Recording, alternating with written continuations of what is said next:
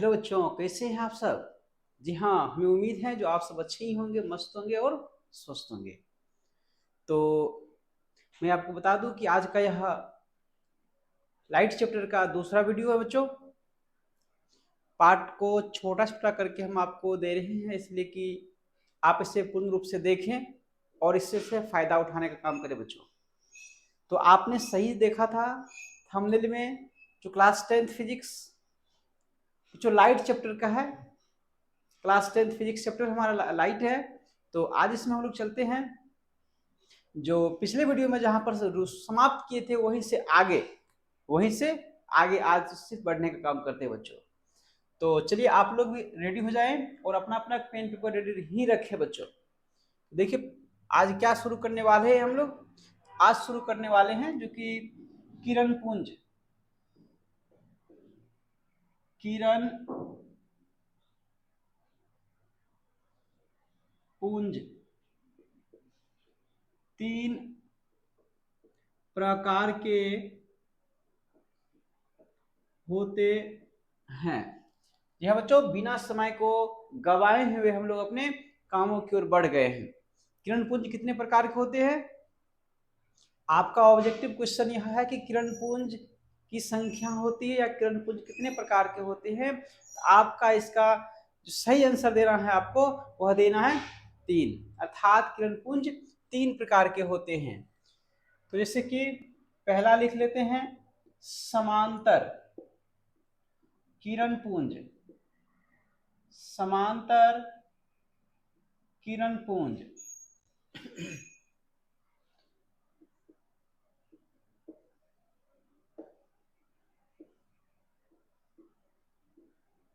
Parallel beam. जो दूसरा होता है बच्चों वह होता है हमारा अभिसारी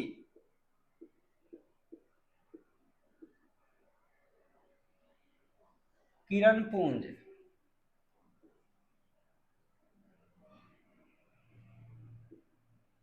कन्वर्जिंग बीम।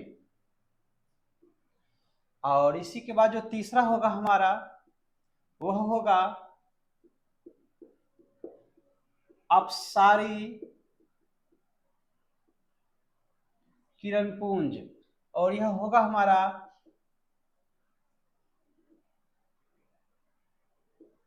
Diverging beam. जी हाँ बच्चों, आप इस चीज को देखें और नोट करते चले मेरे साथ साथ। किरण पुंज 3 प्रकार के होते हैं, जो कि पहला है हमारा समांतर किरण पुंज, दूसरा अभिसारी किरण पुंज और तीसरा अपसारी किरण पुंज। इन तीनों के डिफिनेशन को अब एक एक करके हम लोग समझेंगे और आगे बढ़ेंगे बच्चों। चलिए सबसे आप भी इसको नोट करते चले। और सबसे पहला किरण पुंज जो है हमारा वह यहीं से स्टार्ट कर देते हैं, वह है हमारा समांतर किरण पुंज। समांतर किरण पुंज। तो आप भी मेरे साथ साथ लिखते चले बच्चों।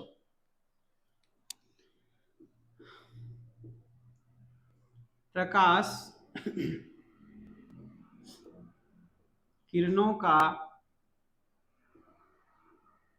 वैसा समूह जिसमें प्रकाश किरणों का वैसा समूह जिसमें सभी किरणें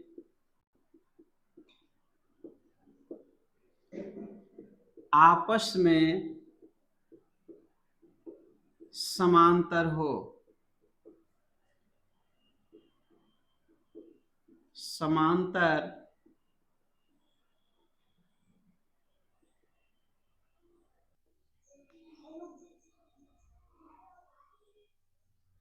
किरण पुंज कहलाता है। यह बच्चों समांतर किरण पुंज क्या है, तो प्रकाश किरणों का वैसा समूह जिसमें सभी किरणें आपस में समांतर हो, समांतर किरण पुंज कहलाता है। प्रकाश किरणों के सभी किरण जब आपस में समांतर दिखाई दे तो हम उसे कहेंगे समांतर किरण पुंज। तो आप देख सकते हो कि हमने डिफिनेशन लिख दिए। अब इसके यहाँ पर डायग्राम बनाते हैं, देख सकते हो कि इस प्रकार का होगा। ये देखो, मान लेते हैं कि ये सब के सब प्रकाश है, प्रकाश की किरण है। सपोज कर लेते हैं कि ये इधर जा रहा है, ये भी गुजर रहा है, ये भी गुजर रहा है, ये भी और ये भी, सबके सभी प्रकाश, सभी के सभी प्रकाश आप देख सकते हो एक ही दिशा की ओर आगे बढ़ रहा है और साथ में सभी आपस में समांतर है, तो हम इसे कहेंगे समांतर किरण पुंज बच्चों। चलिए आप इसको फटाफट नोट करें पहले। चलो बच्चों, आपने इसे देख चुका होगा। चलते हैं यहाँ से हम लोग आगे। जो पहला था हमारा समांतर किरण पुंज, उसकी डेफिनेशन को देखें। अब दूसरा है हमारा अभिसारी किरण पुंज, इसको देखते हैं।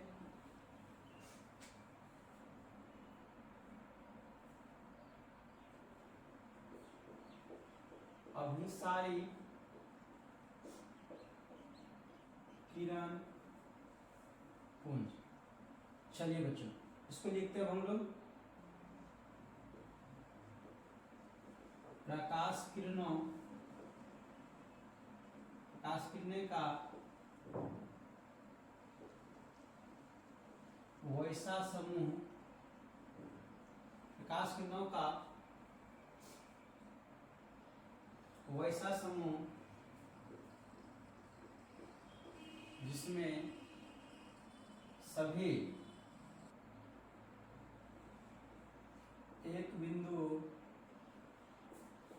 पर मिलती है, एक बिंदु पर मिलती है। अभिसारी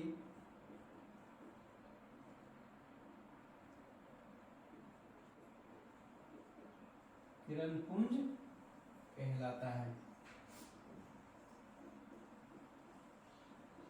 चलो बच्चों, प्रकाश किरणों का वैसा समूह, प्रकाश के किरणों का वैसा समूह जो सभी किरणों का समूह किसी एक बिंदु पर मिलता हो, सभी दिशाओं से आने वाली किरण पुंज सभी के सभी एक बिंदु पर अगर मिलता हो, उन सभी किरणों के समूह को कहेंगे हम लोग कौन सा किरण पुंज?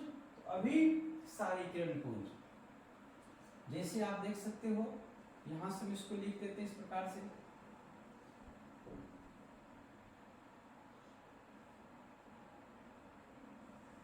ये देखो, ये सब के सब, ये सभी किरण पुंज को आप देख सकते हो। ये जितने भी किरण पुंज है, सभी किरण पुंज इधर से गुजर रहे हैं और किस बिंदु पर आकर मिल रहे हैं।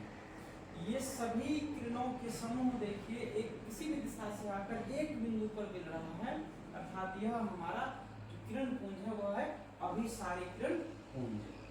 चलते बच्चों, आप इसे नोट करें पहले, फिर हम लोग आगे बढ़ते हैं। चलिए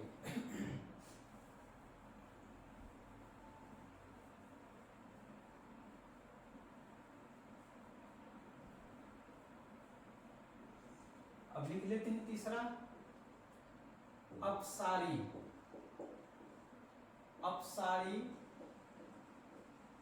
किरण पुंज। अपसारी किरण पुंज किसे कहेंगे वो बच्चों? तो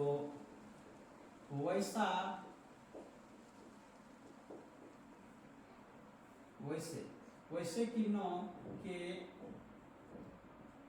समूह, वैसे किरणों के समूह जो किसी एक बिंदु से निकलती हुई प्रतीत होती है, वैसे किरणों का समूह जो किसी एक बिंदु से निकलती हुई प्रतीत होती है, अपसारी किरण पुंज। अपसारी किरण पुंज कहलाता है। यह बच्चों, अपसारी किरण पुंज वैसे किरणों के समूह जो किसी एक बिंदु से निकलती हुई प्रतीत होती है, किसी एक बिंदु से सारे के सारे किरण निकल रहा होगा, उसको कहेंगे हम अपसारी किरण पुंज। चलिए देख लेते हैं।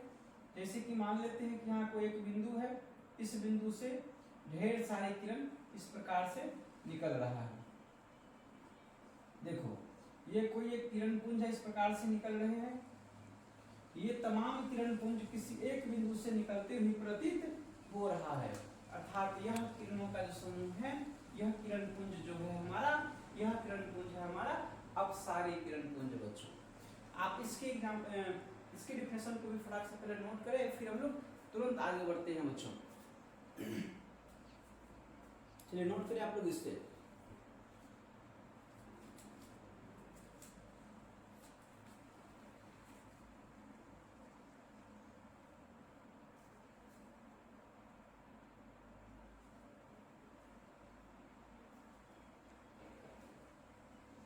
चलिए यहां से आगे बढ़ते हैं हम। किरण पुंज देख लिए, किरण पुंज कितने प्रकार के होते हैं वह देख लिए, सभी प्रकार के डिफिनेशन को हम लोग जान गए।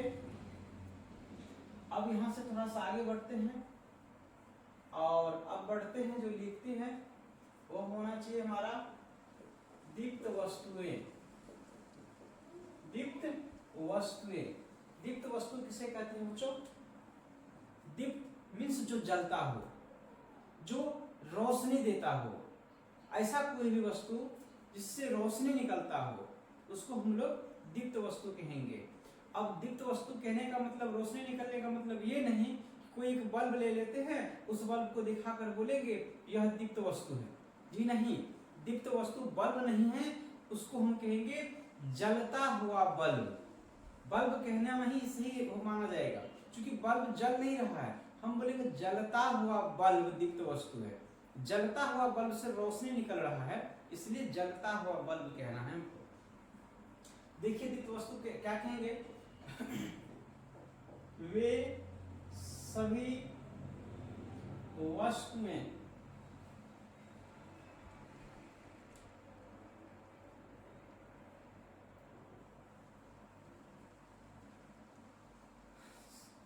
सॉरी बच्चों, शायद माइक लगाना भूल गए थे।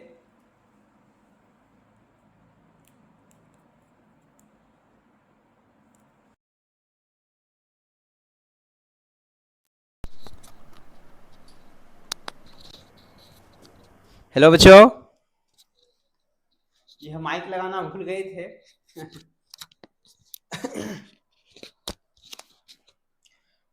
तो चलो अब आवाज आता होगा फ्रेंड्स। तो वे सभी वस्तुएं जो प्रकाश उत्सर्जित करता हो, वे सभी वस्तुएं जो प्रकाश उत्सर्जित करता हो, दीप्त वस्तुएं कहलाता है। वे सभी वस्तुएं जो प्रकाश उत्सर्जित करता हो, प्रकाश देता हो, प्रकाश जिससे निकलता हो, वे सभी दीप्त वस्तुएं कहलाएंगे। जैसे में सूर्य,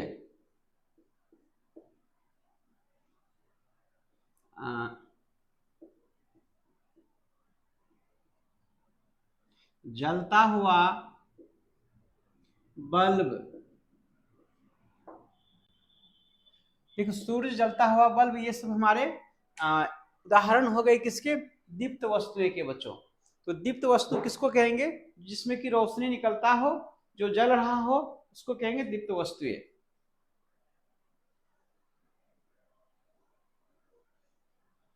तो चलिए बच्चों यहां से आगे बढ़ते हैं। हो गया एक दीप्त। अब लिख देते हैं हम लोग अदीप्त। अदीप्त वस्तुएं वे सभी वस्तुएं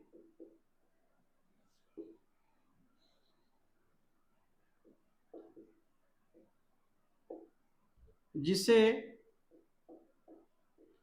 अपना प्रकाश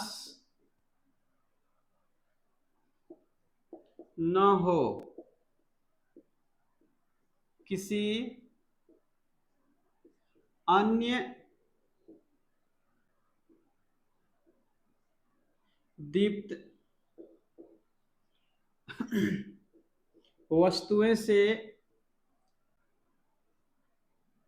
दीप्तमय हो।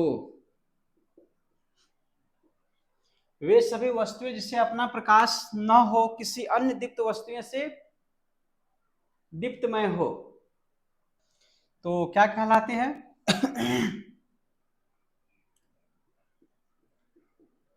अदीप्त वस्तुएं कहलाता है। चलिए बच्चों, जो इसके एग्जांपल्स देख लेते हैं।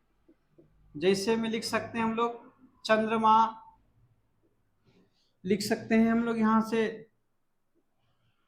कुर्सी, लिख सकते हैं हम लोग लकड़ी इत्यादि। ऐसे ढेर सारी वस्तुएं हैं जिससे कि स्वयं का प्रकाश नहीं है, किसी अन्य वस्तु के प्रकाश पड़ने के बाद वह हमें दिखाई देता है। वह तमाम वस्तुएं हमारे अदीप्त वस्तुएं कहलाती है। आप इन दोनों की डिफिनेशन को नोट करें फटाक से, एग्जाम्पल भी लिखें।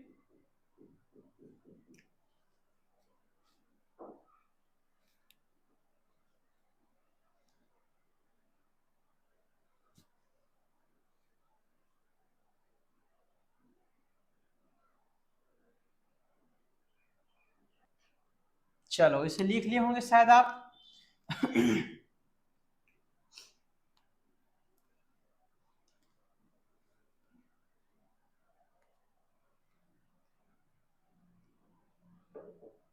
तो चलिए बच्चों, अब इसके बाद हम लोग लिख देते हैं प्रकाशीय माध्यम। मीन्स ऐसा कोई माध्यम तो होगा ना जिससे कि प्रकाश गुजरता हो, उसी को कहेंगे हम लोग प्रकाशीय माध्यम।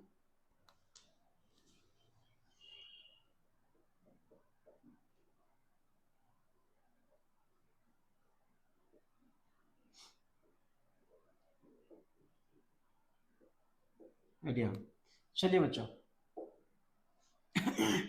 प्रकाशीय माध्यम, ऑप्टिकल मीडियम माध्यम, ऑप्टिकल माध्यम किसको कहेंगे बच्चों? ऑप्टिकल माध्यम मीन्स प्रकाश गुजरने वाला ऐसा कोई रास्ता होगा जिसको हम लोग ऑप्टिकल माध्यम कह सकते हैं। ऐसा कोई रास्ता होगा जिससे कि वो प्रकाश गुजर सकता है, और ऐसा कुछ रास्ता होगा जिससे कि प्रकाश नहीं गुजर सकता है। जैसे कि प्रकाशीय माध्यम लिख देते हैं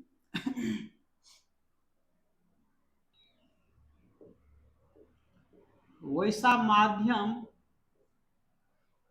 माध्यम जिससे होकर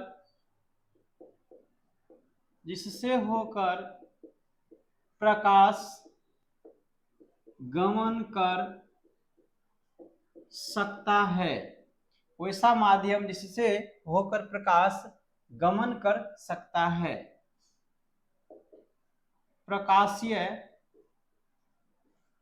प्रकाशीय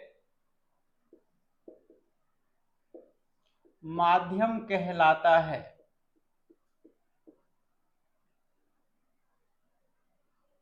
चलिए,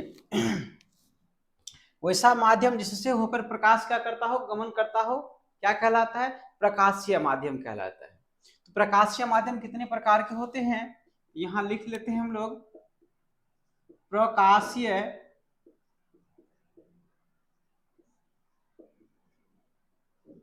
माध्यम दो प्रकार के